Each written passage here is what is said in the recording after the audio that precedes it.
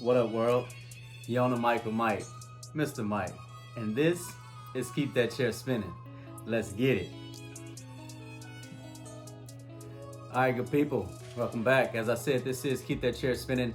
I am your man, Mr. Mike, and simply what you have here is a podcast that is geared to some of the up-and-coming barbers, maybe some barbers that are in the barber school, getting ready to get out. Maybe some barbers that have been in the industry for a couple years right now and tend to find themselves a little stagnant, maybe unsure of what direction to take their career in, almost feeling like throwing in the towel because they just can't find a way to stay consistent, to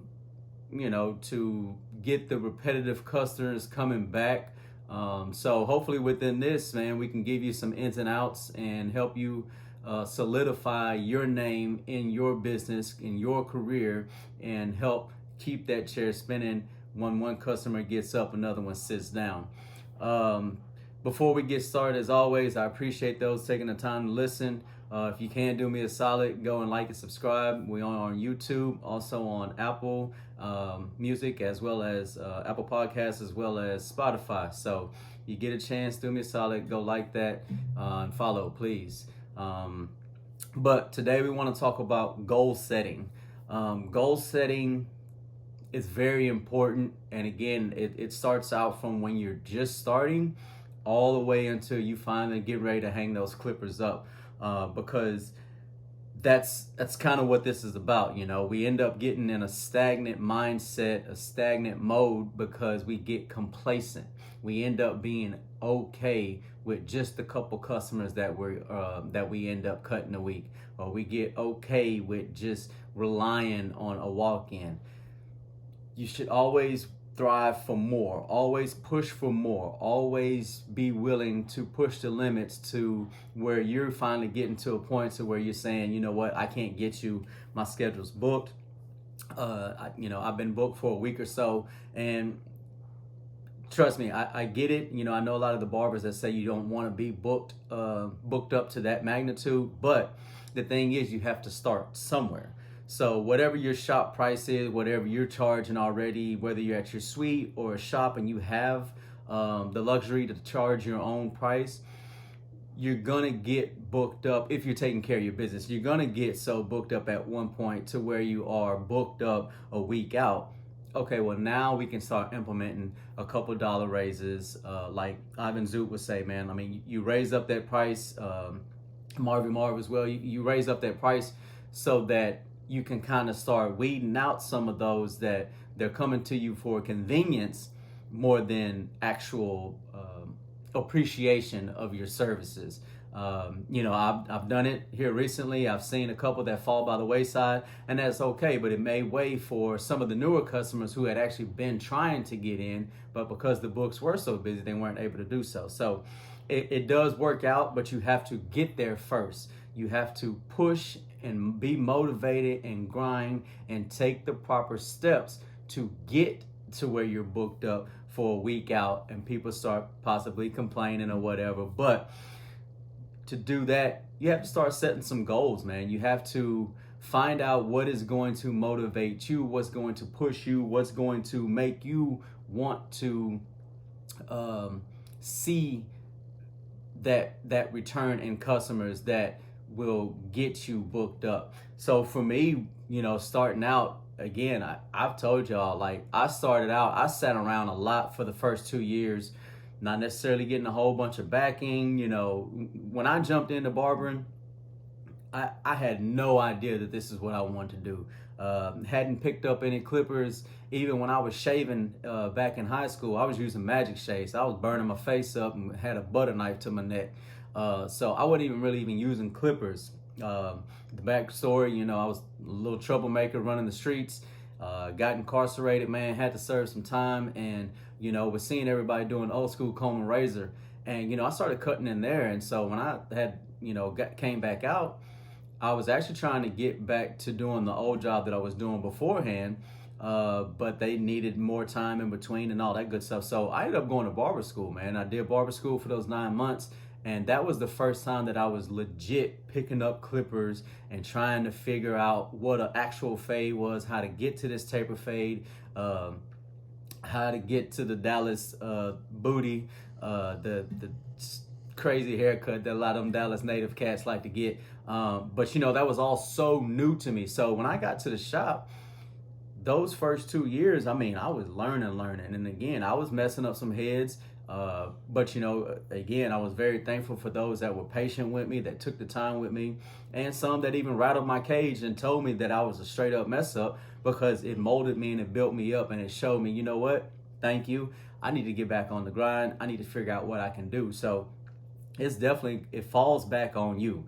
How busy you get falls back on you. So set up your goals. What are you trying to do? So again, within those first 2 years, what I would do is, man, you know, sitting here with barely a couple dollars in my pocket, I started started pushing myself and telling myself, all right, look, if I can just get at least 4 heads a day, what does that look like? What is it going to take for me to get 4 heads a day? Again, when I first started out, men's haircut was $20. So that 4 heads was just $80. I just needed some gas money and something to eat for the day. So it's a matter of trying to figure out how to take those proper steps to get those 4 heads a day. Does that mean speeding up on your haircut? You know, again, it was a little different back then, where a lot more people didn't mind walking in and waiting. And you can still get that to this day, but it depends on how fast the shop moves. If you have a shop full of barbers that are content in what they have on their books, whether it's one more and then lunch, or lunch and then a 30-minute gap and then one, that's where you start losing your walk-in. So you have to be mindful on that too. And it does come back to you as well. If they're doing that, that means that that's the time for you to work harder, to grind, and tell that walk-in, hey man, I got you. Hey, let me finish this one and I got you. Even if it does push you back 10, 15 minutes, but that is what the goal is all about. How many heads are you trying to push yourself to make for the day? So again, I would start out with, man, I just want to cut 4 heads a day. Does that mean speeding up a little bit more? Does that mean when I don't have anybody in the chair, instead of scrolling and, you know, watching something through the internet provider, that means getting up, walking up and down the strip? Because of course, most barbershops, they're in a big strip where you got food places around, a gas station across the street. So you got to get up and go grind yourself. So that's the other half of the goal. You know what? Today, I want to pass out 10 cards. Think of all the spots that you can go hit up in a good 5-mile radius, 2-mile radius, to where you when you're getting that card out, you can explain to them, look, I'm right around the corner. If you know where this is at, I'm right next door. The barbershop is right there. Come in, look for me, ask by name, I got you. So you have to make that goal something that you can attain, something that you get up off your butt and on your 2 feet and go do it. So setting the 4 haircuts a day. I want to pass out 10 cards a day. What's the other half? You know, do I want to make a couple posts a week? I've stated this before as well. If you had the time, you know that you got a slow time. Again, 4 heads is not necessarily a bunch. So if you know that you only have those 4 heads on the book, and you have some time in between, again, you need to make sure that you're taking a whole bunch of pictures of those heads after every single cut, different angles, maybe a quick video of while you're cutting it. And now that is your new goal. Okay, well now I want to post 3 times a week. Okay, I want to put myself out there a little bit more. Yeah, Auntie know that I cut hair, but you know, there's Donald that's on my friend list. You know, went to high school with him, but I don't post too much. He don't know that I cut hair, and he been posting that he been looking for a barber because he keep going to these franchises and get messed up. Okay, well, start posting so Donald and all the Auntie's friends can see that you cut hair. People don't know if they don't know. All right, so you have to make yourself accessible. You have to make yourself visible. You have to stop playing the victim mode. Nobody owes you anything. Nobody's gonna come to you just because you are at the shop. You have to put in the work for yourself. Your name, your buzz comes off of what you do. Granted, yes, if it is a busy shop, yeah, I mean, they fed you. The shop itself fed you. But it's on you to retain the customer. It's on you to make sure that they come back. So start off with your goal. How many heads are you trying to get a week or a day? We would turn that into as the same thing, kind of how much did I want to make a week? Okay, I push myself. All right, well, within that, don't be so quick to spend your money. If it's cash or card, whatever. And that's what helped me out with the pen and pad, old school, when I first started out, because I would just jot down everything. I would keep basically a journal, but it was in my planner, and I would write down, hey, Timmy gave me 30 for the cut and beard. Daniel gave me 10 for just the beard, but tip 30 on top of that. Like, whatever the case was, I was journaling it. That way, at the end of the day, all right, look, I fell short, but what did I do in those 3 hours when I wasn't cutting? Was I sitting here playing around, texting, or was I, watching a couple videos on how to cut faster, or how to, blend a little bit better? Because that's the other half of what I like. When you make a little video of yourself cutting, you can see your steps that you're taking.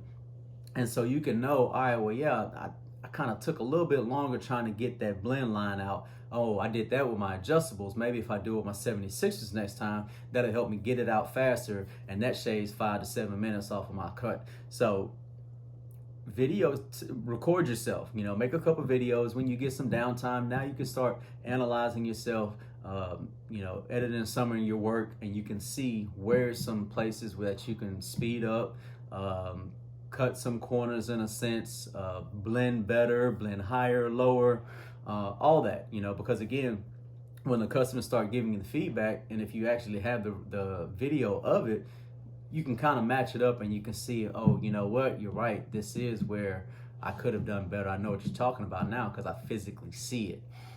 So I mean, just take pride in your work. Make yourself some goals, shoot for it. Like I say, the 10 cards, make that a big deal. All right, let's do 10 cards a day. Let's try to break that down. If you can get 3 back on 10 cards, I mean, that's a great start, especially when starting out, you know what I mean? And then if you want to tack something on to the business card, saying that if they bring this card to you, you'll do such and such for them. If it's taking a couple of dollars off, whatever the case may be, give them that incentive right away. But what you still need to make sure that you do, no matter what shop you're at, no matter what owner tells you that he's going to cover for you, you need to make sure that you have your own barber cards with all of your information on it.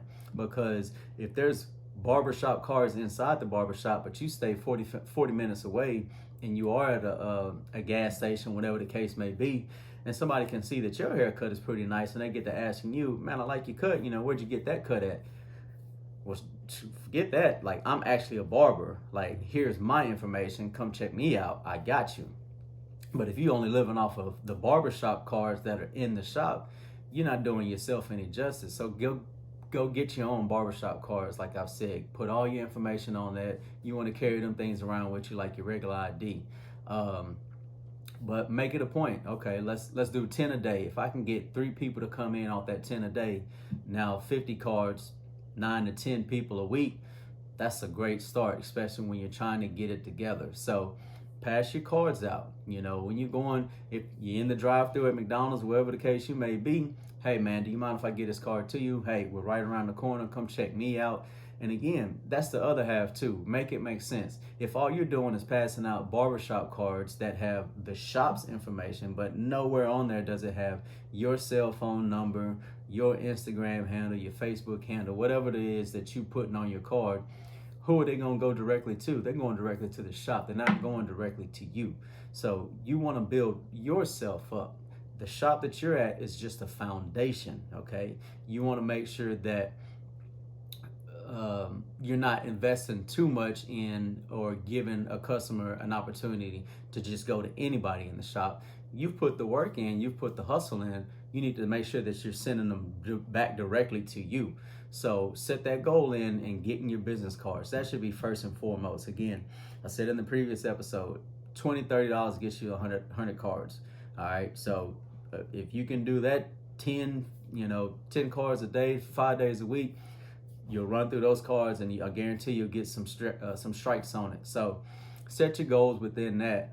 A couple other things is, like I say, posting. How often do you want to post a week? Um, it can get a little overwhelming sometimes. One, with trying to keep up with it, but two, um, blowing up your people's timelines. So I say if you can find a good balance, like I say 3 times a week, maybe that's Monday, Wednesday, and Friday, or just drop it down to 2 times a week. You can go for just Tuesday and Friday that you're posting. But whatever the case is, you want to set you a goal and write it down. It's what my brother had told me a long time ago, and it would never register. I could never figure it out. But a lot of people were more visual.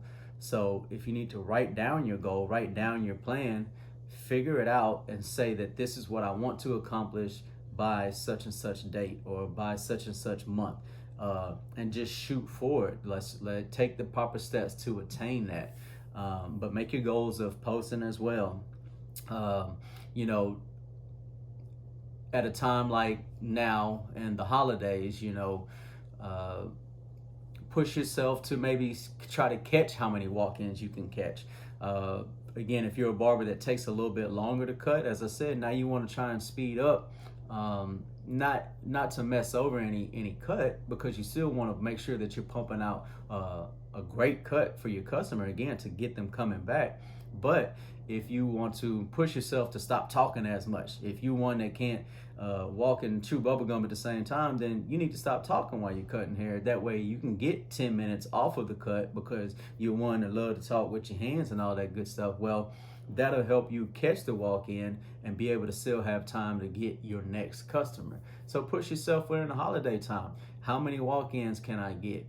How many beards can I get? How many No Shave November beards can I trim up and make a post of? It's the small things like that a lot of times we forget to think about. And again, you're selling yourself. You're your biggest fan. You have to be your biggest supporter, and so you have to make sure that you're taking care of yourself, because at the end of the day, nobody can cut that hair for you, nobody can put that customer in the chair for you, and nobody can make that customer come back. It has to be up to you. Same thing in the conversation topic. If you're one that doesn't normally talk, push yourself to talk, to have a couple questions. Again, when you got this pen and pad out right now, you're trying to set some goals, think about some normal questions. Think about when you go to the dentist or when you go to the doctor. What does the dentist and doctor ask you? A couple questions. You know what? I'm gonna roll this over into cutting hair. How was your day? Do you live in the area? Do you have any plans this weekend? What do you normally do for the holidays? It's all simple questions, but it's an open-ended question that gets the ball rolling. So set your goal up, set you a couple questions that you want to start asking, some basic generic questions, and see if that'll get you going. See if that'll open up some things for you and get a better communication with your customer, a better rapport. Because again, there's 1,000 barbershops in between them and you, but they choose to come to you for a reason. So that first time they may have stumbled into you, but that second and third time on, they're coming back to you because of what you do for them. Whether it's cutting their hair, the therapist side of it, listening to them or talking to them about it, or just giving them a good relaxing time that, there's no pressure. They can take a nap because they trust in you and know that, that you're going to take care and you're going to give your best effort for it. So, write out some conversation pieces, man. There's the simple things like that. Even if you think about sports, if you're not a sports person, think about it. Everybody talks about at least the championship time. Just pay attention to the news for a little bit. Oh man, I heard there was a good game on last night. I didn't get a chance to watch it, but what did you think? Who was playing? What happened? Again, you're asking all these questions in an open-ended setting to get them to talk, and you can just follow up with what they got to go on. But just push yourself to talk a little bit more. Talking for me is not an issue, so I can have a conversation about anything, but I can turn around and turn it off too. If I said before, if I get to talking to a customer and they just feel like, or I feel as if they're kind of shutting it down, or short answers, or maybe even busy trying to text or get an email out, I can shut it down. And again, that's what they appreciate, is that they can come in and not feel as if they're pressured to do one thing or the other, talk too much or have to talk at all, you know. So, you know, you just fill it out, but set your goals and, you know, just step outside of your normal boundaries. Those for may not be morning people. Push yourself to say, you know what, this week I'm coming 8 a.m. every day. We don't open till 9, but I'm still gonna be there at 8. Turn around and post, hey, this week I'm gonna be here at 8 a.m. all week. Anybody want to start the day with me? Be there. The other half, if you normally like to leave at 5 because you don't think that anybody comes after 5 o'clock, push yourself to stay till 6. Same thing. Use your social media and your smartphone for what it is. Post. All week this week, I'm staying till 6 p.m. Anybody that needs me, either hit the booking link or shoot me a text or whatever. I'm here. But it's all a part of making yourself available. So push yourself to do some things that you hadn't done before. Switch it up. If you feel like what you're doing right now ain't working, we're here to find what does work. So come early, stay later. If you normally go take an hour-long lunch, make yourself take 30 minutes. You know, short it down, trim it up. You know, because I'm gonna tell you again, I've been in some grimy shop where they don't tell you the amount of walk-ins that you did miss, and they don't have to, because again, what they cut doesn't make you rich. So it's the same thing. No matter how many heads you cut, it ain't gonna do nothing for them. So if you sitting here taking an hour-long break, or every time you turn around you want to go take a 15-minute smoke break, and you're talking about, let me know when somebody come. Don't nobody owe you that. Cut your smoke breaks down. Go get you the nicotine patch or something. Cut your lunch break down, because no one has to stop what they're doing to come outside and look for you and, oh man, I don't know, whatever. Hey, next man up, because that's how it goes. It's next man up, and nobody owes anybody, any other barber, to be like, oh hey, no, he was next up. Nah, you got to stick with your chair. That way you can be the next person up. But at the same time, even that's not a given. You know, one barber may finish a little bit faster than you, and if they cutthroat like that, they gonna get to the next walk-in, because that's just you. They became available before you. So you can get in your feelings all you want, but you have to take the proper steps to make sure that you are getting the people into your chair, no matter what it takes for you. So like I say, speed up, do whatever the case may be. And you know, you can go get you a mannequin and practice you a couple steps. Go watch again a couple videos and see different techniques. Still, that was one thing that I really took a passion in. I would watch a couple haircutting videos, and again, I did this probably all the way up until about 2 years ago. And so as I talk about it now, I probably need to get back to it. But it's a different form of honing in on your craft, because there's so many different techniques out there that if you feel like you're cutting slow, you can catch this and then you can go put it into play and see if that works for you. And next thing you know, again, you're taking that 10 minutes off and you're making yourself available for that person that's walking in. I had stated about the walk-ins as far as how we're kind of in a different time where a lot of people don't like to walk in, or they don't like to stay as they walk in. And it's a bad thing that a lot of people, you know, when they claim they want to walk in, they really do want to walk in. They want to be the next person in the chair about 3-5 minutes. You know, maybe that's another thing that you can push yourself to do. Set that goal to, instead of letting the barbers up at the front always talk to the people that walk in, maybe you set that goal for yourself that, you know what, when somebody walks in, I'm walking it. No matter if I have somebody in the chair, I'm going to walk in. I'm going to walk up there and make sure that I'm part of the conversation and let them know, if those other 2 barbers can't get you, I promise I got you, sir. You just give me 10-15 minutes after this haircut. I promise I'll slide you in. But make yourself part of the conversation. Again, remove yourself from the victim state and thinking that everybody has to put a customer in your chair, because it's not it.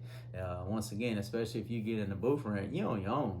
You're trying to figure out how to get to it by yourself, because everybody else's bills is everybody else's bills. Your bills are your bills, so you need to figure out how to pay them on your own. But set your goals to talk more, you know, to be inserted more, to insert yourself more, should I say, into when a walk-in is coming in, or somebody's coming in asking any type of question about availability for tomorrow or next week. go up there, slide yourself into the conversation. Everybody good? I do have some availability tomorrow too. If it don't match with what they got, let me know. I'm available. Put yourself in the conversation. Put yourself, in the situation, and just show the eagerness. And that's kind of what I always say too. Like when I see that a barber is eager and is hungry, I'll fight a little bit harder to be like, you know what, if somebody does call or somebody does walk in, I'll let them know. I'll show them a little bit more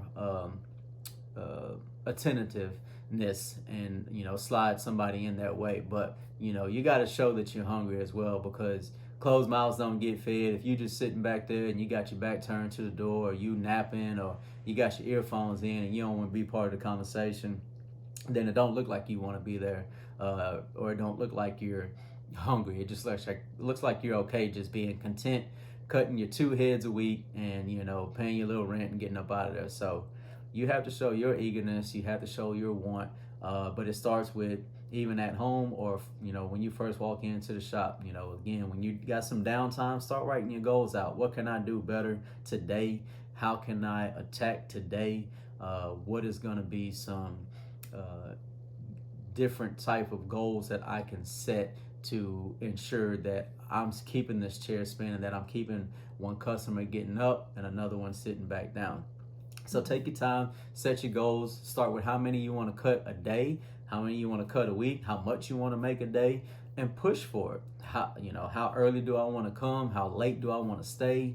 And I've said it before too, man, stick with you, a veteran, stick with the owner, kind of pull onto their coattails, man, mimic their game.